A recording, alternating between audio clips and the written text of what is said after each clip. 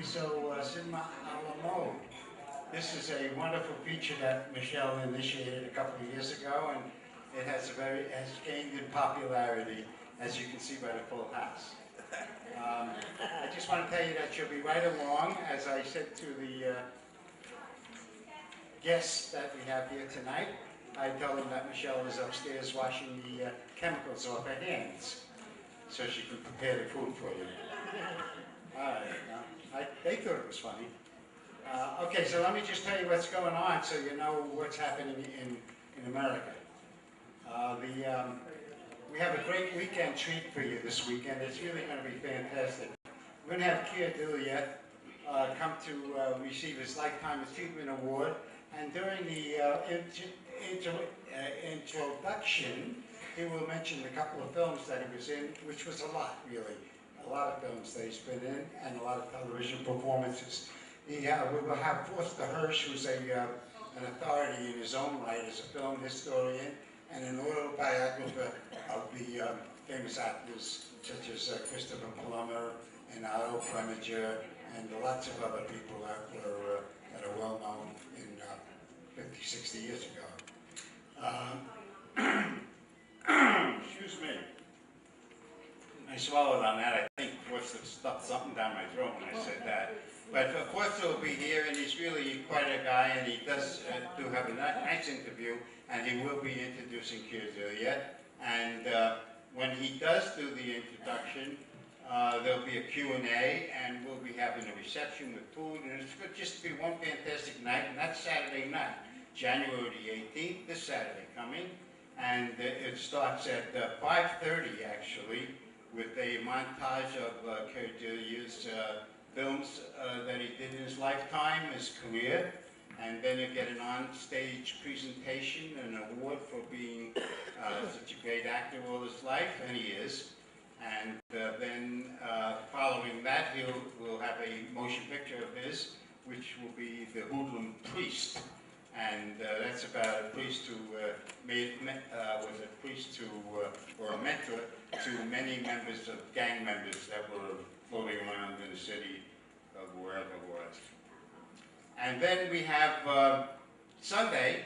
Keir will be appearing in Hollywood, and he will, in the afternoon, he will be appearing in Hollywood, and he'll be receiving the award again, and having another date with Foster Hirsch.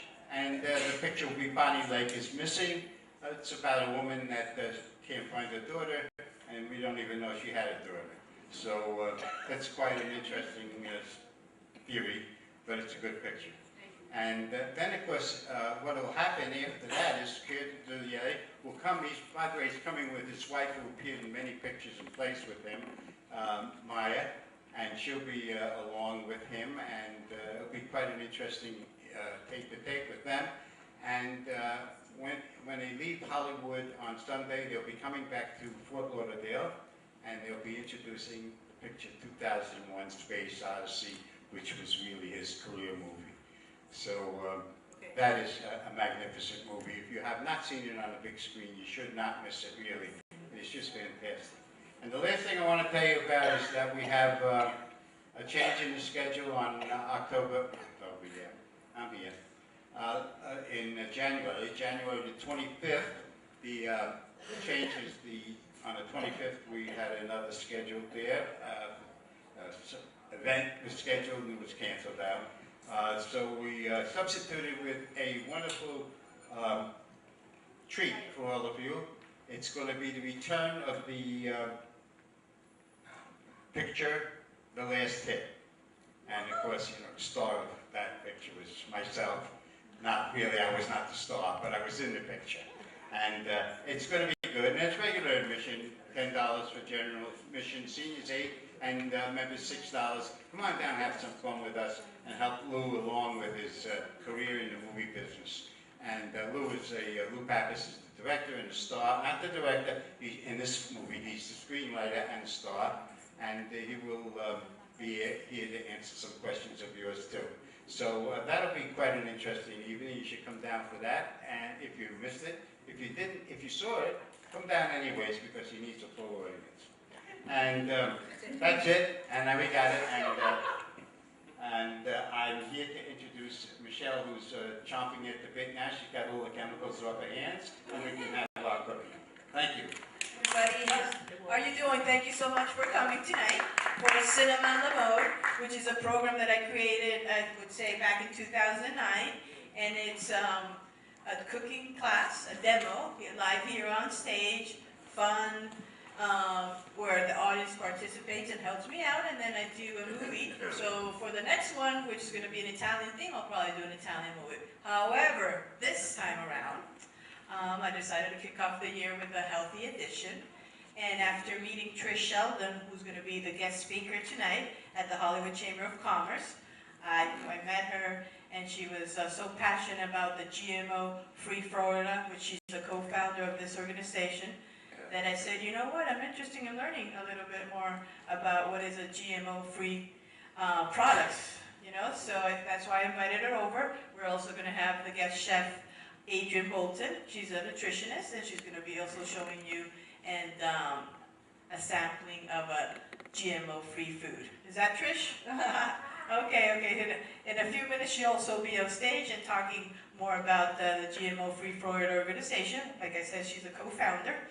And for those who are here for the first time, I've been cooking all my life. I'm self-taught. I used to have a restaurant business in Cancun. My family was diplomatic, so that's why I traveled all around, and I enjoy cooking.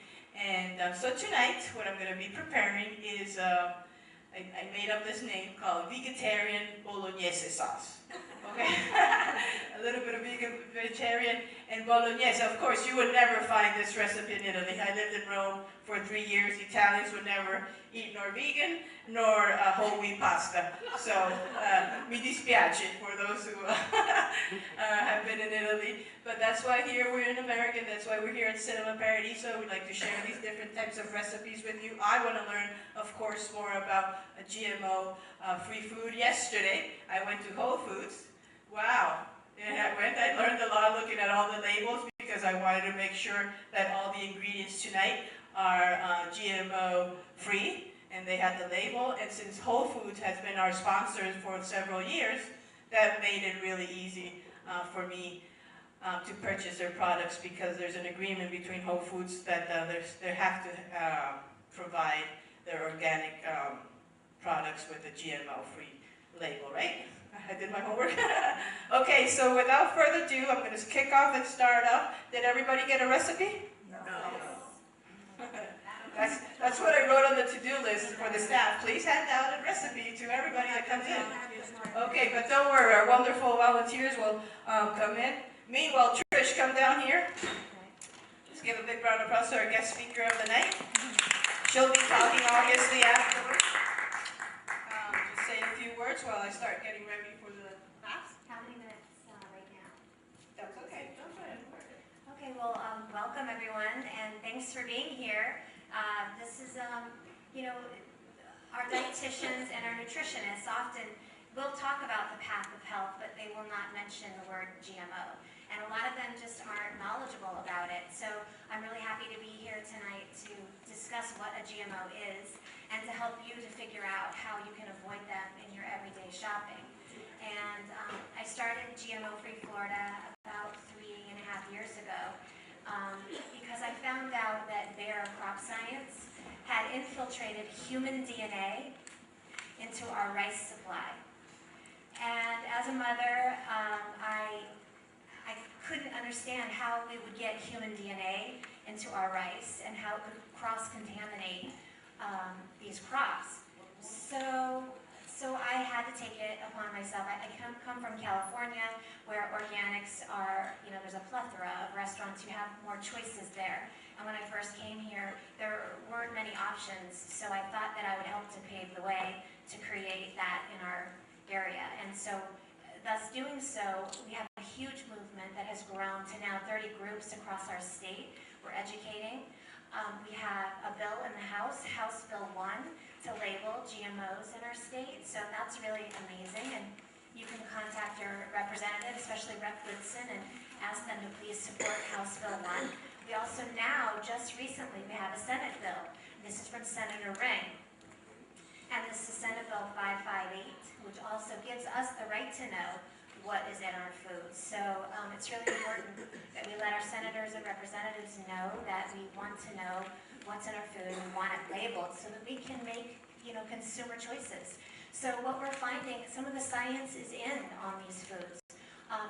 GMOs are genetically modified organisms. So these are organisms from other species that are spliced. The DNA of one species spliced into the DNA of another. So for example, they might take an insect gene, they might take a human gene, they might take a virus or a bacteria such as Bacillus thuringiensis, it's a soil bacteria, or some kind of virus and splice it into the plant or splice it into the seed, the DNA of a plant. So basically, if you know that most of our immune system really lies in the gut, then you understand that when we're eating these foods, our body doesn't recognize it as a food, it recognizes it as a foreign invader, and so it might attack. So anyway, thank you for being here tonight. It's really great. We're cooking GMO-free. We have an excellent film. This is from Jeffrey Smith, award-winning author and also filmmaker. And he will be here on a Tri-County tour coming this week, starting the 16th in Tampa, showing a screening of Genatic Roulette. He will be in Coconut Creek. I have all the information in Fort Lauderdale on the 23rd. We have a panel of experts. We have a press conference, a press reception for some of our senators and representatives that will come and speak at this event. And we'll have a huge media push that night. This is Thursday the 23rd at Paideia Academy in Fort Lauderdale. I think it's Coconut Creek. So this event is a big deal because we're also discussing the genetically modified mosquitoes that they would like to release in Florida.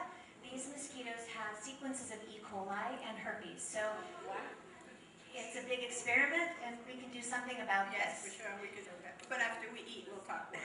Exactly. After we eat. So again, thank you so much. Let me know if you would like to come to this event, if you can help in any way. It's going to be really amazing to hear this panel of experts. And thank you so much. Keep on talking. You will just right now do the recipe first, have the sampling, and then of course we have Chef Adrienne Bolton, who's also going to say some few words about her recipe, totally GMO-free. So who wants to come down here and help me with this recipe? Does everybody have the recipe now in your hands? Yes. The vegetarian bolognese sauce. Just in case you guys didn't know, the bolognese sauce originated back in Bologna, and that's in Italy. It's in the northern region, and it's usually ragu. So it's made not with dehydrated soy. It's made either with veal, with beef, and hey, Leonette, let's give a big applause for Leonette. You got for here at Cinema Paradiso, we're healthy, cautious, hygiene is first, so we're going to wear some gloves. I'm going to start off the recipe. Usually, all my recipes are very simple, practical, straight to the point. I hate being in the kitchen, 100 hours. But after you eat it, you're going to think, oh my gosh, she was all day cooking that bolognese sauce. But no, it's all about tricks in the kitchen. So I'm going to start off with GMO-free olive oil. I like learning. Thank you so much, really, for coming. And it says a couple of tablespoons of olive oil. Since this takes a while to heat up, that's why it's on. But don't get scared. Nothing's going to happen. And we're going to add the chopped onion right away. I'll do it for you, Lynette. Okay, chopped onion.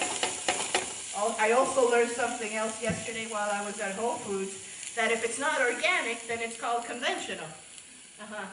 And so tonight, everything obviously is also organic, even the wine, and it's with the grapes are not GMO. You gotta stir it right there, okay? Recipe pretty simple. At the beginning of the recipe, I also had added, today's recipe has dehydrated soy protein, okay? I made sure it was organic because Whole Foods also had another one that was not organic. Usually people like to cook with it straight and saute it, but how I learned to do it is I like to rinse it, and leave it in water for a while, and then drain it out. And a way to know when it's ready, you see, this is how it usually comes. It looks like granola or cereal, for those who don't know, but I bet everybody in here knows how it looks.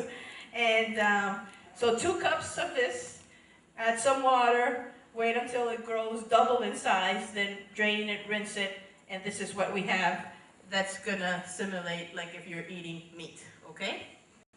You see, so the chopped onion, then we're gonna add the soy protein that has been hydrated. It's not dehydrated anymore. Yes, please. I had a little question, Trish, maybe you know.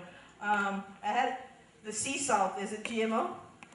The sea salt is not. I always choose the pink Himalayan salt. I think it's really, no, that's great. Because I was there like for 3 hours. I'm like, please help.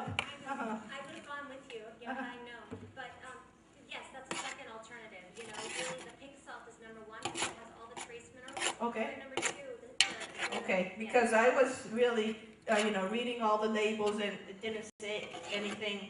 the soy is the thing. You want to make sure the soy is organic. Yes, that it does say here in the back. If you're going to use It does. make sure. Yes, that definitely says.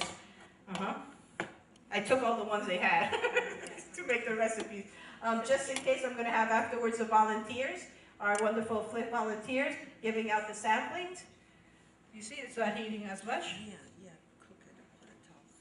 You see, that's what working for a nonprofit means when the stove doesn't work. No, I'm kidding. Okay, the good news is the sauce is going to be already ready, but I just wanted to do the demo. Now we're going to add the salt, a pinch of salt, a pinch of black pepper, a pinch of garlic, please. Usually, if you don't have the tablespoon, how I do it is just here in the middle of your hand, that little like hole, that would be a tablespoon. Okay, a pinch. I don't like chopping garlic, so that's why I always use garlic powder, honestly. And plus, I don't like having a garlic breath. I know it's very healthy for you, but it's organic. Okay? Black pepper. Yes. No, I love it. I'm learning, so. It's not only about having fun in the kitchen or cooking with love. Sometimes it's also about learning, so that's why we offer this wonderful class. The pasta today is whole wheat. Italians will never eat whole wheat, I assure you. They're like, what? And the wine, we're going to add also as well. Usually people either have a cooking wine for their recipes, but I've also learned that in order to have a better sauce, the same wine that you drink, that you would like to drink, that add a little bit to the sauce because it will be definitely a better flavor and a higher quality. But obviously, if you don't drink and you just have cooking wine, then might as well use it. Our recipe, you can adapt it, obviously, to your budget.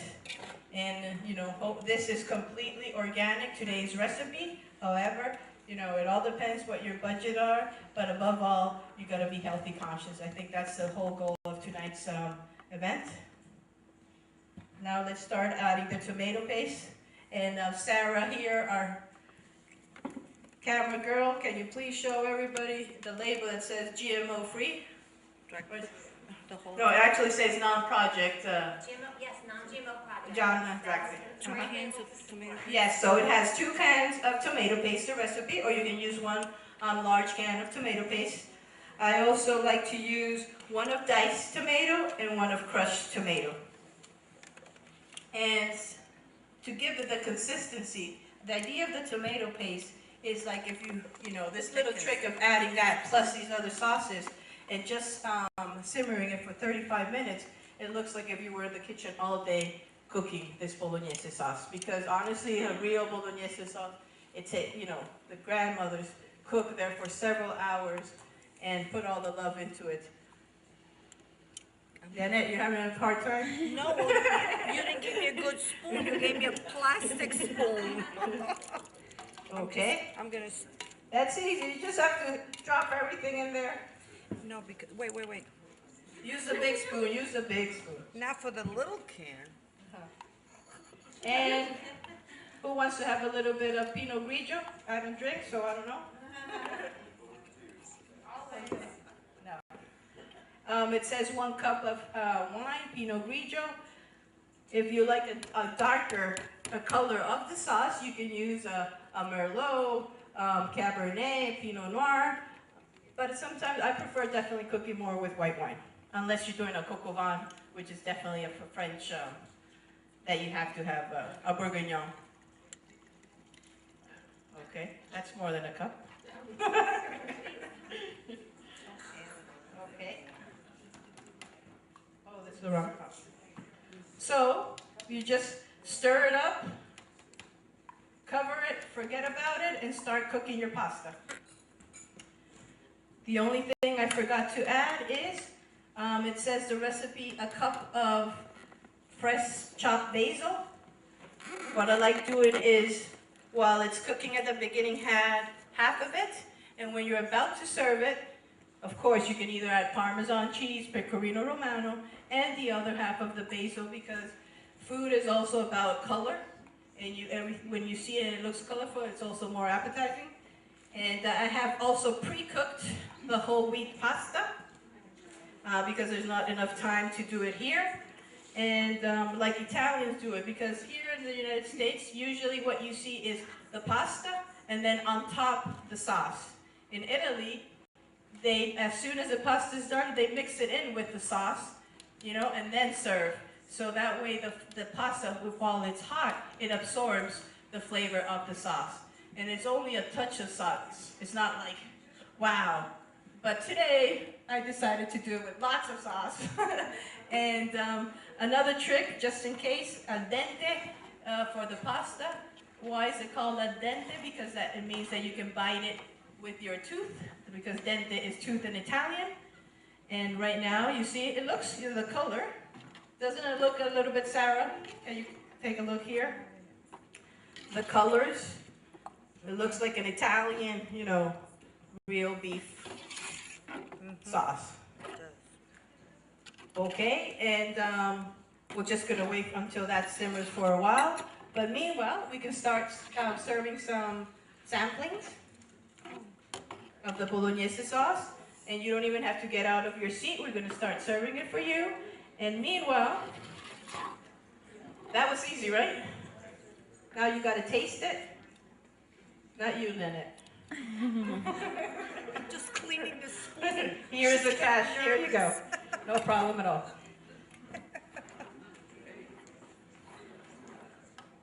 So I think we're done. I'm just waiting that to simmer. And now we can give, if you want to keep on talking, and let's introduce our next guest chef. That way, meanwhile, we'll just start serving the samplings for you, and our wonderful volunteers are going to take it to your seat. You don't have to even stand up or anything, and enjoy it. I must apologize, the pasta is not al dente, because cooking for so many people, it's been there heating up. And but the sauce did cook all day, that for sure. And so thank you once again. I hope to see you the next time, my next cooking class, which I'll do more recipes, but tonight, since we have a guest chef, she'll talk about hers. It's the last Tuesday of March. See you then. And like I said, I'm gonna have an Italian comedy and more Italian recipes. So thank you so much. Enjoy the recipe. And here you go, Adrian. My name is Adrian Bolton. I'm actually a registered dietitian and a food lover of food. By trade, I'm a registered dietitian, but I've also had the pleasure and honor of volunteering with GMO-free Florida and also Food and Water Watch. Please be sure to check out the table on your way out or as you're headed to the restrooms. There's a lot of really great information there. As a local coordinator for Food and Water Watch and also as a volunteer for GMO-free Florida, I've had the opportunity to get out into the community and also talk to people about what's important to them when it comes to their food. The most important stance that I like to take with my clients and with the people that I interact with is that you have the right to know. You ultimately have the right to know what's in your food. And without having a labeling law in place, that right is taken away from you. How do we feel about that? Not too good. I want to have the opportunity to make an informed decision. If you take a look at a food label, you can know how many grams of saturated fat is in it to determine whether or not it's a heart-healthy product. You can also determine whether or not there's wheat or milk products in there if you have a food allergy. But right now, we do not have the right to know whether or not a GMO product is in the food that we're purchasing for ourselves and for our families. So what I've prepared for you this evening is a Southwest black bean quinoa salad. A few key ingredients that go into the salad I'd like to share a little bit more with you. Has anyone heard of quinoa? Yes. Okay, quite a few people. It's really popular. You know, within the past year or so, 2013 was the year of kale. Kale was really popular. Maybe quinoa also, or a chia seed. So there's some really key, fun ingredients that people were starting to experiment with. And I think quinoa is a really fun, easy grain to work with. It can be prepared in as little as 15 minutes. So it's a really quick, fun grain to work with. For anybody that has a gluten allergy, quinoa is a great option. So it's usually a crowd pleaser. Nutritionally speaking, one reason why I like to cook with quinoa is that it has a complete amino acid profile. What that means for myself and different clients that I'm working with is that they're going to get all the essential amino acids that their body needs. So to me, I see that as, you know, as a giant gold star, as a big thumbs up. So you'll notice in the recipe that I prepared, there's quinoa, and that quinoa grain, just for good measure, is an organic quinoa that I've chosen for you. Some of the other ingredients that go into the salad are black beans, and again, for good measure, I've gone ahead and purchased an organic black bean. Most importantly, what you'll notice is that there's red and green pepper. Now, red peppers occur on the Dirty Dozen list. Has anyone heard of the Dirty Dozen list? Yeah, the Dirty Dozen list is a list of 12 fruits and vegetables that are very heavily laden with pesticide and herbicide residue. And most commonly, some of our GMO crops, like corn, soy, papaya, sugar beets, those also fall on that Dirty Dozen list. Now I think to myself, why are these GMO crops on the Dirty Dozen list? They need additional pesticide, additional herbicide in order to potentially thrive. So, you know, I look at that as another environmental impact. So just something to kind of think about when we're thinking about fruits and vegetables, thinking about the types of foods that we purchase. Some of the other ingredients that go into the salad, I use organic olive oil, also use some organic red wine vinegar, and then there's cumin, a little bit of garlic powder. I share the same sentiment as Chef Michelle. I like to use a little garlic powder instead of chopping up the fresh garlic. That's just a preference. A little bit of salt and pepper, a little bit of lemon juice. Very simple, very quick, very easy. It's a tasty salad that's good either warm or chilled. You can put it over some mixed greens if you like. So hopefully you'll be able to sample some of the quinoa salad after you've enjoyed the bolognese sauce. And if you have any questions at the end of the evening, I'd be more than happy to answer them.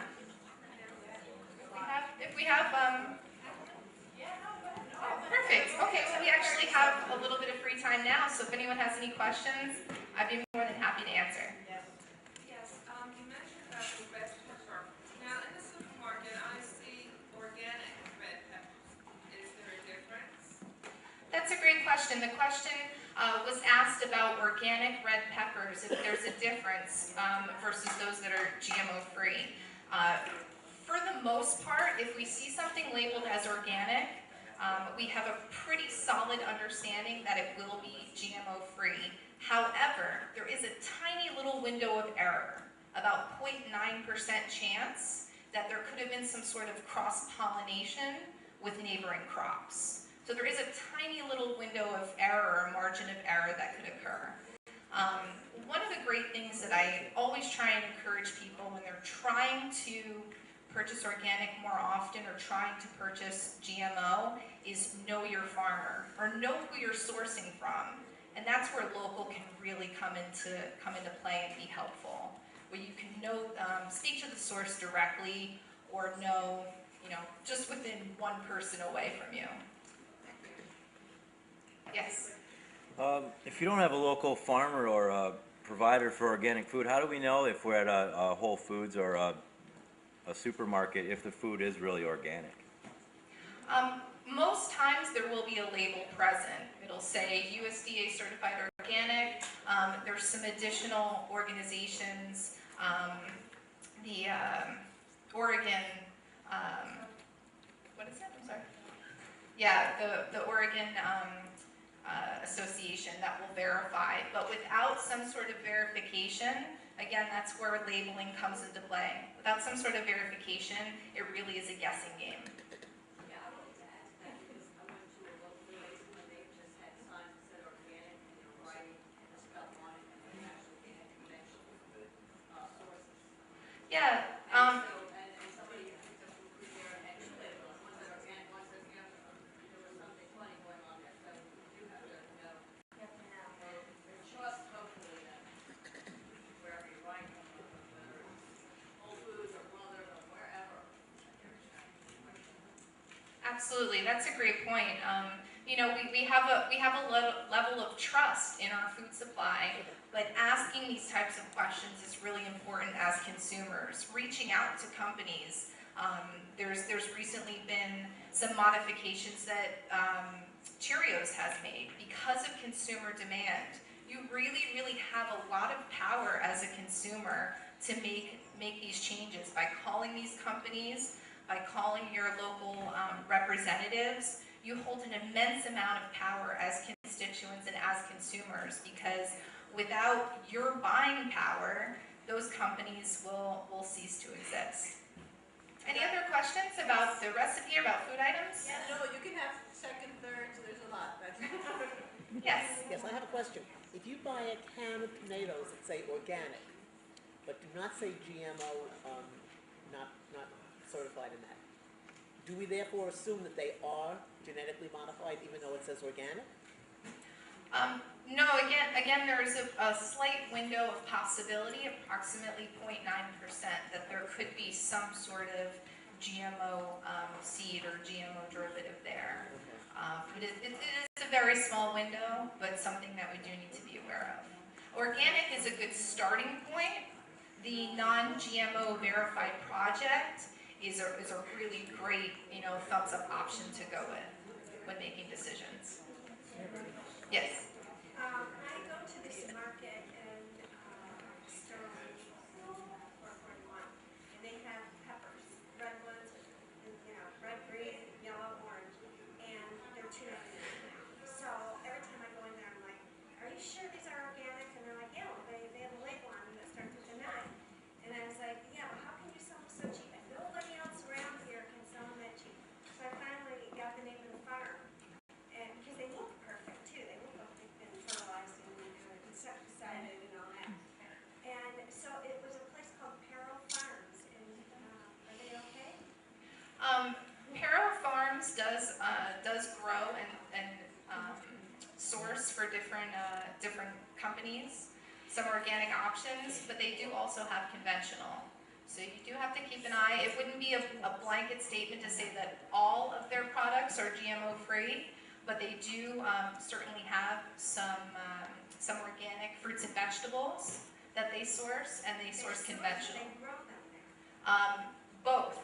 So the peppers that say Peril Farms that go to this little market might be sourced from somewhere else. It's possible, depending on the season, depending on what they're able to produce. So it's a really good question to ask. Ask them. Absolutely.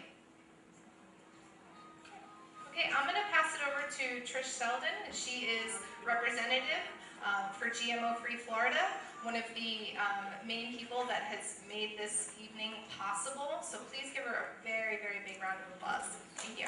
So I kind of had to leave you very quickly in our initial discussion, and I'm sure some of you may have questions for me based on that. And Michelle, I know that you'll pull me away when you're when you're ready. You'll let me know.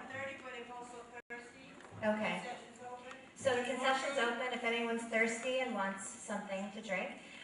But based on our initial conversation, do you have any questions for me in regard to that from earlier? Yeah. Yeah, they I were know, having- sorry, I lost you. We're here for like a nice meal and I bring up these mosquitoes. So the Florida Keys Mosquito Control would like to release genetically engineered mosquitoes. And the purpose for releasing these mosquitoes is what they say is for mosquito control. However, when you're modifying an insect, we feel, my position, our position at GMO-free Florida is that you must go through many trials, and of course we do not want these releases to happen.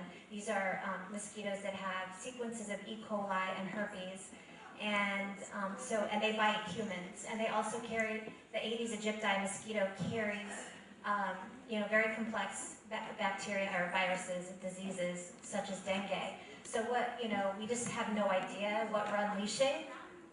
So we need to call our senators, we need to call our congressmen, we need to call whoever we can and talk about this, make it an issue because it's not really being said, outright. If you want to know more about this, on the 23rd, we have a very big event in Fort Lauderdale, which will have a panel of experts discussing this at great length. What we think is that there are plenty of alternatives that will actually save the city money. We won't have to genetically engineer a new species. We won't have to create a new animal at the FDA. We actually have to create, a patent for a new animal or an insect. It's crazy. So we won't have to do this if we can get loud and call our friends and talk about it. So come to Fort Lauderdale on Thursday the 23rd and you'll hear a lot more. You'll have a panel of experts discussing this, and also they'll be discussing our House Bill 1 to label genetically modified organisms in our state. Also our Senate bill. So we need co-sponsors for our senators to sponsor Senate Bill 558, and we need our representatives to put House Bill 1 on committee. And just to backtrack a little bit, actually I'll stop for a minute. Are there any other questions on the mosquitoes? Because I'm going to go back to food in a minute, which is also modified. So any other mosquito issues? Yes? Thank you. The purpose of releasing these mosquitoes is to apparently curb the dengue episodes, and I'll be right there with you, thank you. And also to apparently to eliminate a species of mosquito, which that is a host of problems in itself. If you eliminate a mosquito, what will take its place? If we're modifying these mosquitoes, 5% of the females will survive and have babies. What happens to the animals that eat these insects? What happens if a child drinks a cup of water outside and ingests the larva? We just don't know.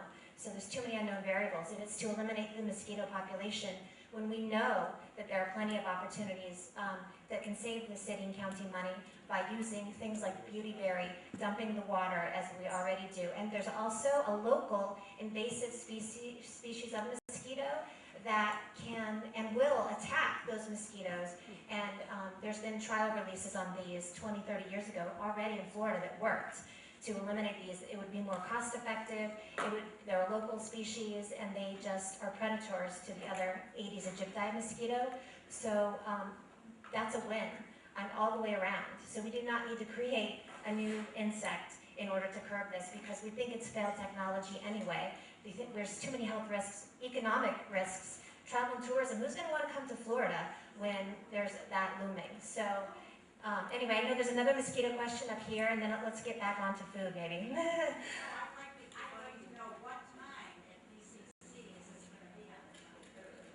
Oh, thank you. Yes, Thursday the 23rd, we have the press reception is at 4 p.m. We have at 5:30, 5:30 we'll get ready for the panel of experts. 7 p.m. we'll show the 6 p.m. will be the film screening. This is a 20-minute film on the mosquitoes.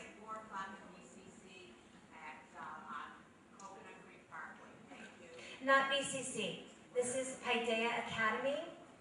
It's still BCC. Okay, thanks. I did not know that. Broward College. No.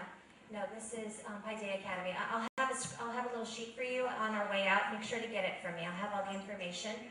This is Paideia Academy, and then 7 p.m. is the panel of experts. So back to our food. Any food-related questions? Okay, yes? How is it possible that they don't have to take it to the FDA to do GMOs?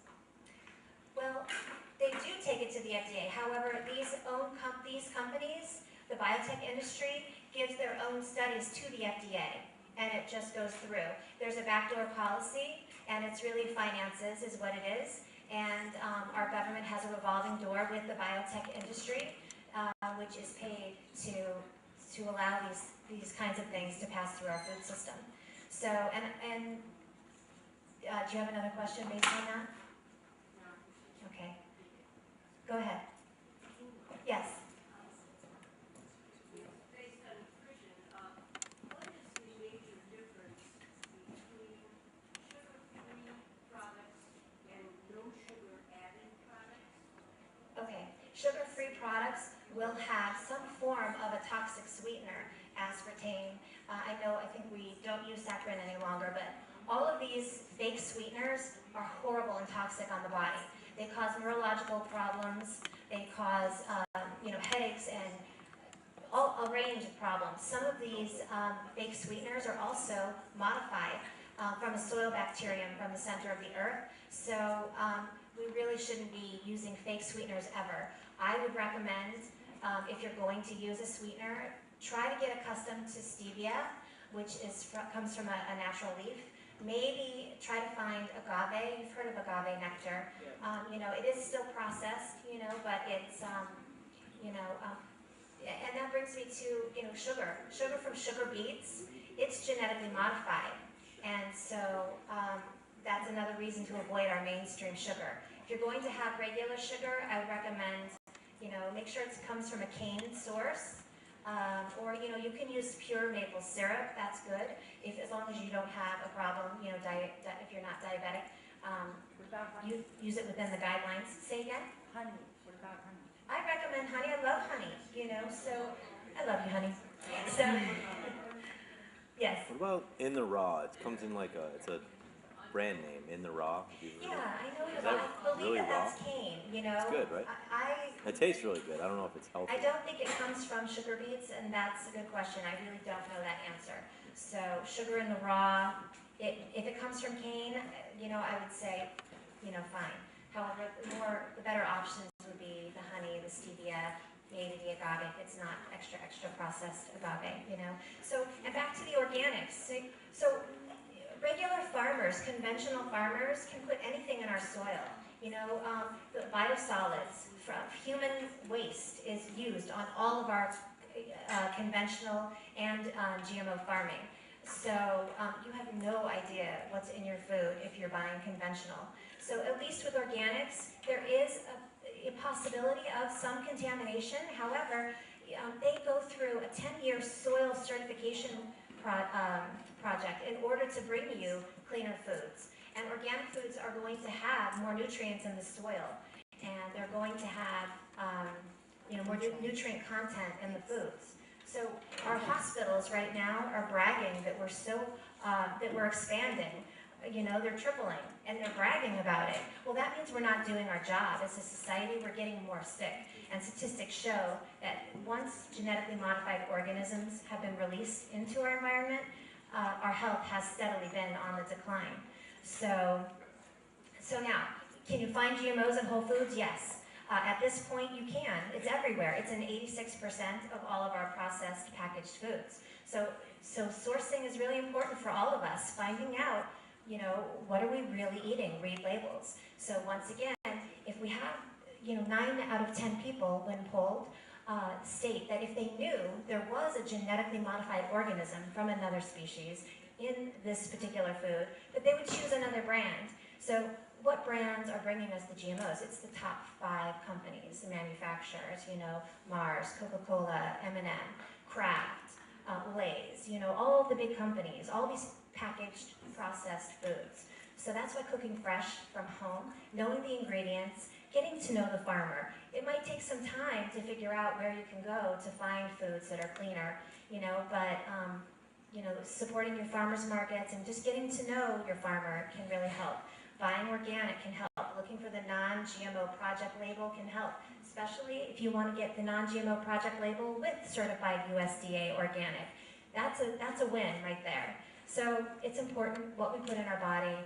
We're getting sick in this country more so than we should be, and the one thing that we all do, we eat the same food, we drink the same water, so it's really amazing that we have, you know, really healthy food options and food choices like this. So I've been talking a long time. Any other questions, I'd be happy to answer. Yes? over there. Okay. How long do the experts believe that it's going to be until everything that we eat is GMO? Because of cross-pollination. Well, yeah, we don't know. Here's the thing. Remember, let me go through the crops and what they are, so that because we hadn't gone through that yet. It's soy, it's canola, it's cotton seed oil, okay? Sugar from sugar beets. This is our subsidy crops. And it's crookneck squash, Hawaiian papaya, zucchini, okay? Corn on the cob. Corn itself, the sweet corn, is registered as an insecticide at the EPA. So every bite you're eating is disrupting your gut flora. So potentially replicating pesticides within your gut. And we're not 100% sure about this, but we feel the science thinks that this is what's happening. So once we disrupt the gut flora, the rest of the disease process proliferates within our body from a health standpoint. And I work for a health and wellness center. I'm their food specialist. So people come to me when they're having these problems, miraculously take people off the food that they're eating, that they're accustomed to, these processed, packaged foods, and they feel great. Within 2 weeks, they start to notice the difference. Within a month, clear, can think better, you know, a lot of good, a lot of stomach disruption, upsets are gone. Yes? I'd just like to point out something I haven't heard here, which is that we're only one of 2 countries that don't label GMO foods. Thank you, Jenna. Just U.S. and Canada. Right, so I mean, China 64 labels GMOs, which in Kellogg's, when they do label, they don't use all the same chemicals that they do here in America. Right, it's easy because these top manufacturers already are labeling for other countries. And what they're trying to say is, well, we don't want to label here because they know that if it's labeled, we won't buy their products. So really, it's profit. So it's a shame. You know, our children are getting the brunt of this. And thanks for pointing that out, Jenna. Yes, 64 countries either ban, outright ban and restrict, or have mandatory labeling because we don't know what this experiment is doing to us. We just don't know this yet. And so, and I know earlier you had mentioned Whole Foods. So yes, you can find GMOs at Whole Foods. Some of the cereals like Kellogg's or Kashi, things like that. Some of these companies are, like Cheerios, have said, okay, we're going to go GMO-free on the Cheerio, the main Cheerios brand, which is a little bit misleading because they don't really put GMOs except for maybe the sugar in there. It's the corn.